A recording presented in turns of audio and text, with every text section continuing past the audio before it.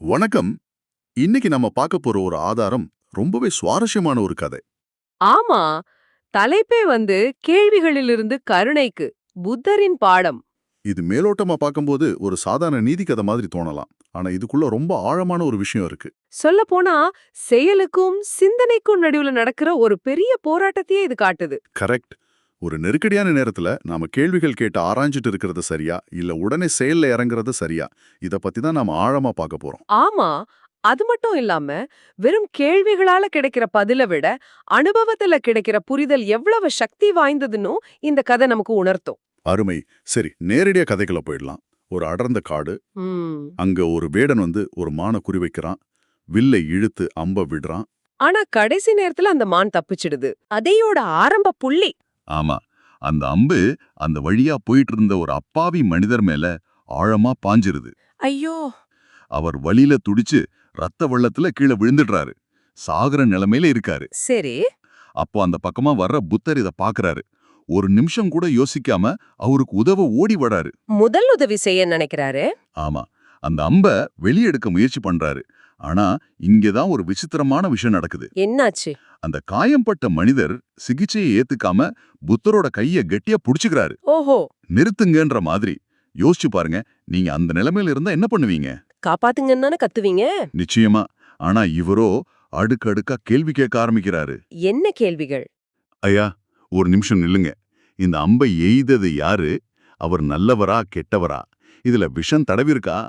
நான் பொழைப்பவா மாட்டேனா? ஐயோ, எனக்கு ஏதாவது ஆச்சுன்னா என் பொண்டாட்டி பிள்ளைங்க கதி என்ன ஆகும்னு ஒரே பதற்றத்தோட கேக்குறாரு. இது ரொம்ப விசித்திரமா இல்ல? விசித்திரமா தோணலாம். ஆனா இதுல ஒரு ஆழமான உளவியல் உண்மை இருக்கு. அப்படியா? என்னது? உயிருக்கு ஆபத்து வர்ற மாதிரி ஒரு சூழல்ல மனுஷனோட மனசு காரணங்களையும் ஒரு நிச்சயத்தன்மையும் தேடும். அதாவது என்ன நடக்குதுன்னு புரிஞ்சுக்க முயற்சி பண்ணும். ஆமா, அது ஒரு விதமான போலியான கண்ட்ரோல் உணர்ச்சிய கொடுக்கும். வலி, பயம் எல்லாத்துக்கும் நடுவுல கூட அந்த அறிவுசார் தேடல் ஓடிட்டே இருக்கும். ஆனா இங்க என்ன பிரச்சனைனா? அந்த தேடல் உயிர் காக்கிற செயலை தாமதப்படுத்துது. சரியா சொன்னீங்க. அந்த நேரத்துல அவருக்கு தேவை பதில் இல்ல, சிகிச்சை. ஆனா மனசு பதில தேடுது. சரி, இதுக்கு புத்தர் என்ன பதில் சொன்னாரு? கோபப்பட்டாரா? இல்லவே இல்ல. ரொம்ப நிதானமா, ஆனா அழுத்தமா ஒரு பதில் சொல்றாரு. அதுதான் இந்த கதையோட மையமே. சொல்லுங்க. அவரு சொல்றாரு, நண்பனே, உன் கேள்வி எல்லாத்துக்கும் எனக்கு பதில் தெரியும். ஆனா ஆனா நான் பதில் சொல்லி நீ அதை புரிஞ்சுக்கிறதுக்குள்ள உன் உசுறு போயிடும்னு சொல்றாரு. அதேதான். உன் உடம்புல விஷம் ஏறி உயிர் பிழைக்க முடியாத நிலைமைக்கு போயிடுவ.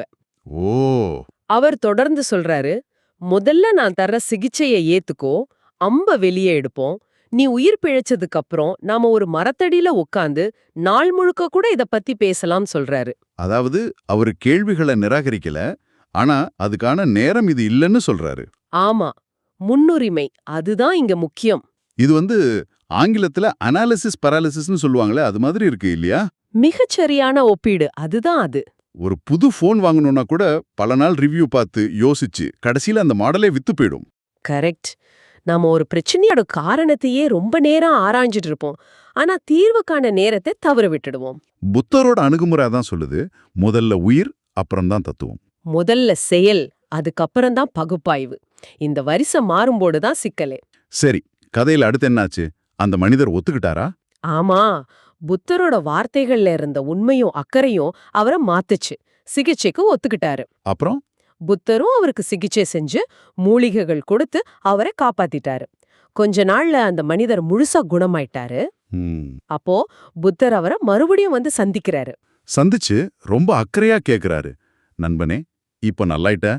அன்னைக்கு சில கேள்விகள் கேட்டியே, இப்போ சொல்லு, உனக்கு எந்த கேள்விக்கு பதில் வேணும்னு? இங்கதான் கதையோட உச்சகட்டமே வருது. ஆமா, அந்த மனிதரோட பதில் அவர் உடம்புல மட்டும் இல்ல, மனசுலயும் எவ்வளவு பெரிய மாற்றம் வந்திருக்குன்னு காட்டுது. என்ன சொன்னாரு? ரொம்ப பணிவா சொல்றாரு. ஐயா, இப்போ எனக்கு எந்த கேள்வியும் இல்ல. அப்படியா? யார் அந்த அம்பை எய்தா என்ன? அதுல விஷம் இருந்தாதான் என்ன? நீங்க என்னை காப்பாத்திட்டீங்க. நான் இப்போ உயிரோட இருக்கேன். அது போதும் எனக்கு. இது ஒரு மிகப்பெரிய மனமாற்றம். வெறும் மனமாற்றம் கூட இல்ல, இது ஒரு ஞானம். ஆமா, துன்பத்தை அனுபவிச்சு அதுல இருந்து மீண்டு வந்ததால கிடைச்ச ஞானம். ஆரம்பத்துல அவரோட கவனம் எல்லாம் எனக்கு ஏன் இது நடந்துச்சுன்ற சுயநலமான கேள்விகள்ல இருந்துச்சு. ஆனா இப்போ அவரோட கவனம் மாறிடுச்சு. ஆமா, அதுக்கப்புறம் அவர் சொல்ற ஒரு வரிதான் இந்த கதையோட சாரோன்னு நான் நினைக்கிறேன். அந்த வரி கிலோ கணக்குல வாதிட்டு இருக்கிறதுக்கு பதிலா கிராம் கணக்குல உதவுறது எவ்வளவோ உயர்ந்ததுன்னு நான் அனுபவபூர்வமா உணர்ந்துக்கிட்டேன். மிக சரியா சொன்னீங்க. இது வெறும் வார்த்தை இல்ல, வலியிலிருந்து பிறந்த ஒரு ஞானம். அறிவுபூர்வமான தேடலை விட அனுபவபூர்வமான கற்றல் எவ்வளவு சக்தி வாய்ந்ததுன்னு இது காட்டுது. 100 புத்தகம் படிக்கிறதுக்கு சமம் இந்த ஒரு அனுபவம். நிச்சயமா. ஆதாரம் என்ன சொல்லுதுன்னா, அவர் புத்தர்கிட்ட நான் மத்தவங்களுக்கு உதவ என்ன செய்யணும்னு மட்டும் சொல்லுங்கன்னு கேட்டாராம். அந்த அளவுக்கு மாறிட்டாரு. ஆச்சரியமா இருக்கு. சரி, இந்த தனிப்பட்ட மாற்றம் பிரபஞ்சம் பத்தின ஒரு பெரிய உண்மைக்கு நம்மள கூட்டிட்டு போகுதுன்னு உங்க ஆதாரம் சொல்லுதே, அது என்ன?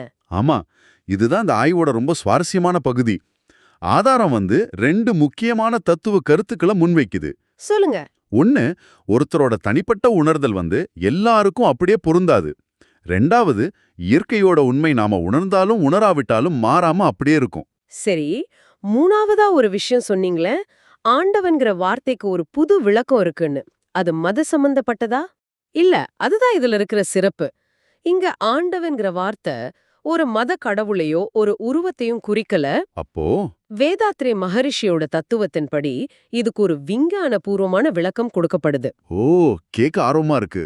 மகரிஷி ஆண்டவனை எப்படி விளக்குறார்னா, அழுத்தம் என்னும் உந்து ஆற்றல் ஒன்றைக் கொண்டு அணு முதல் அண்ட கோடி வரை துல்லியமாக இயக்கும் தன்னிருக்க சூழ்ந்தழுத்தும் பேராற்றல்.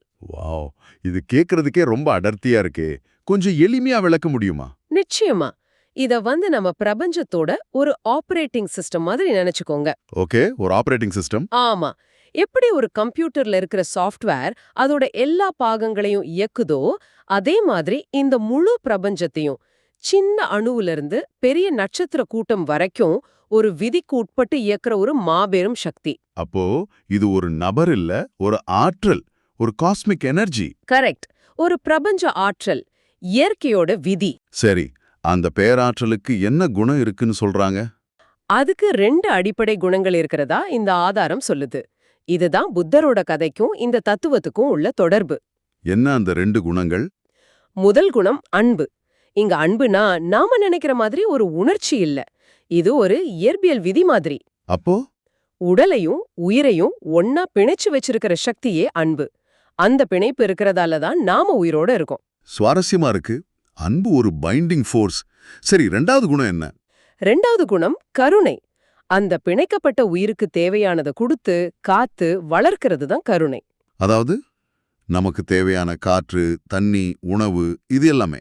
ஆமா, இது எல்லாமே பிரபஞ்சம் நமக்கு கொடுத்துட்டே இருக்கு இல்லையா? அதுதான் கருணை. சோ, அன்பு உயிரை உடலோட இணைக்குது, கருணை அந்த உயிர் வாழ உதவுது. இப்போ புரியுது. அப்போ புத்தர் அந்த மனிதருக்கு செஞ்ச உதவிய இந்த பிரபஞ்ச கருணையோட தொடர்பு படுத்துறாங்களா? மிகச்சரியான கேள்வி. அதுதான் விஷயமே. புத்தர் காட்டின அந்த கருணை பிரபஞ்சத்தை இயக்குற அந்த பேராற்றலோட கருணை குணத்தோட ஒரு சின்ன வெளிப்பாடு. ஓஹோ, அப்போ புத்தரோட செயல் அந்த பிரபஞ்ச விதியோட ஒரு மனித வடிவ வெளிப்பாடு. எக்ஸாக்ட்லி. அவர் செஞ்சது வெறும் உதவி இல்ல, பிரபஞ்சத்தோட அடிப்படை குணமான கருணையையே அவர் அந்த செயல் மூலமா வெளிப்படுத்தியிருக்காரு. ஆக ஒரு மனிதன் இன்னொருத்தருக்கு கருணை காட்டும்போது அவன் பிரபஞ்சத்தோட இயக்கத்தோட தன்னை இணைச்சுக்கிறான். சரியா சொன்னீங்க. கேள்விகளால குழம்பியிருந்த அந்த மனிதன் கருணை அனுபவத்த பிறகு தானே கருணையின் வடிவமா மாற தயாராயிட்டான். இது ஒரு சுழற்சி மாதிரி. ஒரு சின்ன கதை, ஆனா அதுக்குள்ள செயல், அனுபவம், ஞானம், பிரபஞ்சம்னு எவ்ளோ பெரிய பயணம். சுருக்கமா சொல்லணும்னா, சில நேரங்கள்ல பதில தேடுறத விட செயல்ல இறங்குறது தான் முக்கியம். அதுதான் உண்மையான ஞானத்துக்கான வழி. ஒரு சின்ன கிராம் செயல் பெரிய கிலோ விவாதத்தை விட மேலானது. ஆமா. இறுதியா உங்களுக்காக ஒரு சிந்தனை. இந்த கதையை கேட்ட அப்புறம் உங்க வாழ்க்கையில சரியான பதிலுக்காகவோ முழுமையான புரிதலுக்காகவோ காத்துட்டு இருக்கிறதுனால நீங்க தள்ளி போடுற செயல் ஏதாவது இருக்கா? யோசிச்சு பாருங்க. ஒருவேளை அந்த கிலோ கணக்கு விவாதத்தை விட்டுட்டு அந்த கிராம் கணக்கு உதவிய இல்லனா ஒரு சின்ன முதலடியை எடுத்து வைக்க இது ஒரு நல்ல தருணமா இருக்கலாம். அது நீங்க எதிர்பார்க்காத ஒரு பெரிய மாற்றத்தை கொண்டு வரலாம்.